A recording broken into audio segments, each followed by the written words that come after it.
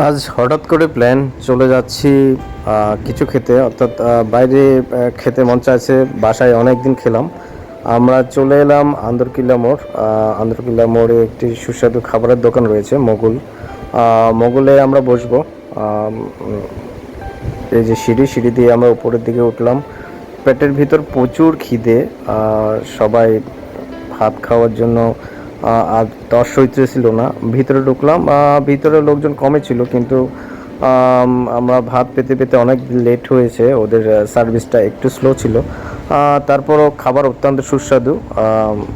খুবই ভালো খাবার ছিল, প্রত্যেকটা আইটেম মনে রাখার মতো। আমরা সবাই ওয়াশরুমে কেউ সিরিয়াল দিয়ে একের পর এক যাচ্ছিল। আমিও এখানে দাঁড়িয়ে দাঁড়িয়ে কিছুক্ষণ ভিডিওগ্রাফি করলাম। তারপর সবাই হাত মুখ ধুয়ে খাবার টেবিলে বসে গেলাম। খাবারের জন্য অপেক্ষা। সময় কাটছিল না, কেউ ফোন নিয়ে কথা বলছিল, কেউ ফোনে ছবি তুলতেছিল। সবাই খাবার জন্য অপেক্ষা করতেছিল কখন খাবার আসবে। একটু পরে ভাত দিয়ে গেল, অর্থাৎ শুধু সাদা ভাত। আর সাথে তরকারি আসতে অনেক লেট হচ্ছিল, সময় কাটছিল না, পেটে আর সইছিল না। শুধু শুধু ভাত খাচ্ছিলাম আর গল্পে ছিলাম সবাই। যে যার যার মতো দেখছেন, সবাই দুটো দুটো করে ভাত খাচ্ছে।